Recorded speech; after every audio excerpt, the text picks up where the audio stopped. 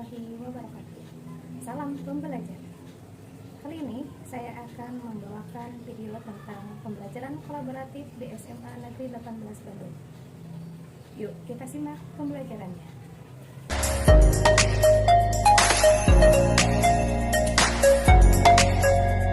Kita awali di mata pelajaran biologi. Di sini kami mengobservasi lingkungan sekolah. Kelompok 4 mengumpulkan data mengenai komponen-komponen biotik dan abiotik. Kami mengamati taman sekolah serta menulis data yang dibutuhkan untuk merangkai laporan LKPD. Kelompok kami mendapatkan lokasi di halaman masjid dengan ekosistem buatan. Komponen abiotik yang kami dapatkan diantaranya batu, tanah, air, dan cahaya matahari. Komponen biotik yang kami dapatkan diantaranya tanaman hanjuang, tanaman palem, tanaman paku, tanaman puring, pohon jambu air dengan daun yang terkena hama tungau, lintah, kupu-kupu, lebah, bakicot, dan yang terakhir kami mendapatkan pengurai, yaitu jamur yang tumbuh pada pohon yang lapuk. Komponen biotik yang berperan sebagai produsen yaitu semua tanaman yang tadi disebutkan. Sementara konsumen diantaranya yaitu lintah, kupu-kupu, lebah, bekicot. Lalu untuk penguraian hanya ada jamur. Interaksi yang terjadi antara komponen abiotik dan biotik yaitu cahaya matahari yang menyinari tumbuhan. Lalu tumbuhan tersebut melakukan fotosintesis sehingga tumbuhan itu menghasilkan daun, buah, dan bunga yang dikonsumsi oleh konsumen. Ekosistem yang kami amati lebih menjurus ke ekosistem hutan hujan tropis. Tetapi lokasi yang kami amati adalah lingkungan sekolah yang otomatis jenis ekosistemnya buatan. Alasan kami memilih ekosistem hutan hujan tropis dikarenakan ada beberapa tanaman tumbuh di daerah lingkungan tersebut. Matahari bersinar, pohon-pohon tumbuh tinggi, serta hewan yang hidup di sini ditemukan hewan yang bisa terbang seperti burung dan serangga.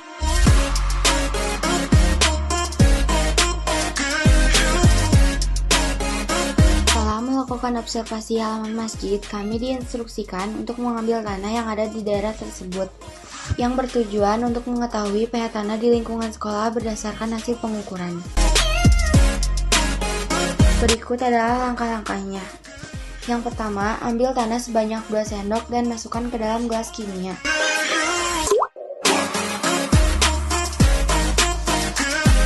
Kedua, masukkan Aquades secukupnya ke dalam gelas kimia yang berisi tanah tadi, lalu aduk tanah.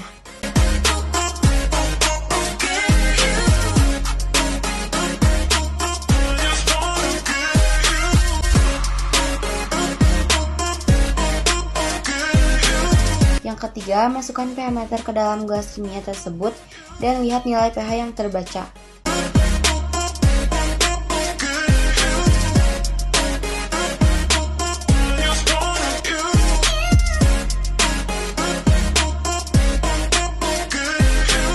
Keempat, catat nilai pH dalam tabel pengamatan.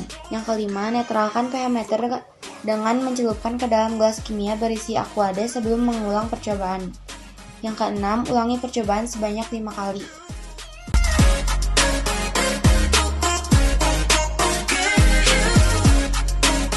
pH tanah yang subur memiliki rata-rata 6,5 hingga 7,8. Dilihat dari tabel hasil pengamatan di sini, pH tanah yang kami amati memiliki rata-rata 7 sekian.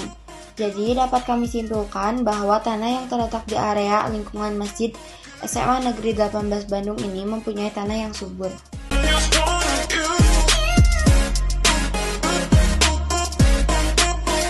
Selesai menghitung pH tanah tadi, dilakukanlah pengukuran berulang.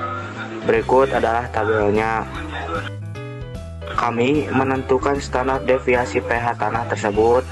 Kemudian kami juga menentukan nilai rata pH tanah dan ketidakpastian relatif pH tanahnya. Terakhir, kami menuliskan hasil pengukuran berulang pH tanah tersebut.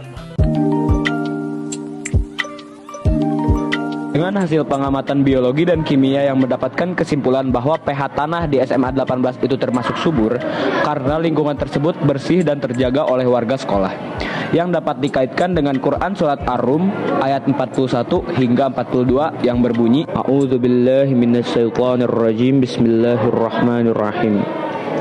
zaharal fasadu fil barri wal bahri bima kasabat aydin nasi liyuziqahum ba'dallazi amilu la'allahum yarji'un. Kul sirru fil ardi fangzuru kaifa kana akibatul ladzina min qabli kana aksaruhum musyrikin, yang memiliki arti telah tampak kerusakan di darat dan di laut disebabkan perbuatan tangan manusia. Allah menghendaki agar mereka merasakan sebagian dari akibat perbuatan mereka, agar mereka kembali ke jalan yang benar. Katakanlah Muhammad, berpergianlah di bumi, lalu lihatlah bagaimana kesudahan orang-orang dahulu. Kebanyakan dari mereka adalah orang-orang yang menyekutukan Allah. Di sini kami tidak hanya menulis Quran surat Ar-Rum ayat 41 hingga 42. Kami juga mengisi LKPD yang sudah diberikan dengan 3 pertanyaan, yaitu yang pertama, bagaimana kalian berperan sebagai khalifah di bumi? Manusia yang berperan agar menjaga kelestarian alam jangan sampai rusak.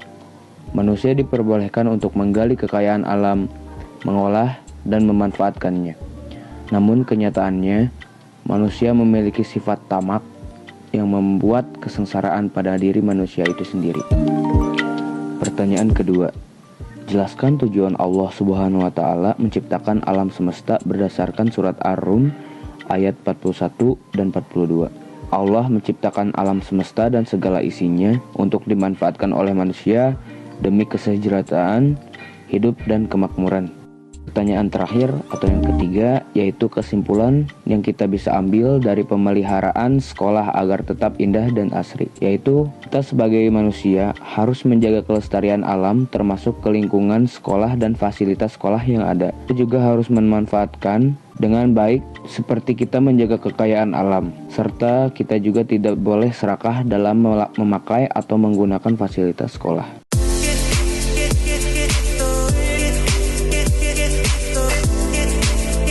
Jadi setelah kita dengar surat Ar-Rum ayat 41-42 tadi, dapat kita ambil hikmahnya bahwa kerusakan alam yang ada saat ini adalah karena perbuatan manusia. Seperti yang terjadi pada lingkungan yang kami amati, yaitu terdapat banyak sampah pada tempat-tempat yang tertutup, banyak juga tumbuhan yang mati, hingga tumbuhan yang sudah terkena hama. Kita selayaknya menjaga kebersihan lingkungan tersebut agar mendapatkan hak kita, yaitu berada di lingkungan sekolah dengan kondisi yang bersih dan terhindar dari penyakit. Dengan begitu, kita harus menjaga dan melakukan kewajiban kita sebagai manusia untuk menjaga alam kita ini dengan baik. Di sini ada pasal 67 nomor 32 tahun 2009 yang berbunyi, setiap orang yang berkewajiban memelihara kelestarian fungsi lingkungan hidup serta mengendalikan pencemaran dan atau kerusakan lingkungan hidup. Setelah kami belajar kolaborasi IPA selama seminggu ini, kami paham bahwa menjaga lingkungan alam sekitar itu sangat penting karena jika kita tidak menjaganya, kita pula yang akan mendapatkan dan merasakan akibatnya. Lingkungan yang ada di SMA 18 Bandung ini tentunya harus kita jaga dan pelihara sebaik mungkin. Agar kita dapat merasakan sisi positifnya, maka dari itu, mari kita sama-sama menjaga dan melestarikan lingkungan kita termasuk juga lingkungan sekolah. Pembelajaran kolaboratif yang dilakukan merupakan gabungan dari beberapa mata pelajaran, diantaranya fisika, kimia, biologi, PAI, PKN, dan BK. Pada pembelajaran kali ini, memberikan keleluasaan pada peserta didik untuk menggali ilmu pengetahuan dari satu tema yang sama. Tema yang kami usung dari pembelajaran kolaboratif kali ini adalah lingkungan hidup sekolahku. Tujuan dari pembelajaran ini adalah mendeskripsikan ekosistem lingkungan sekolah ditinjau dari berbagai aspek kehidupan.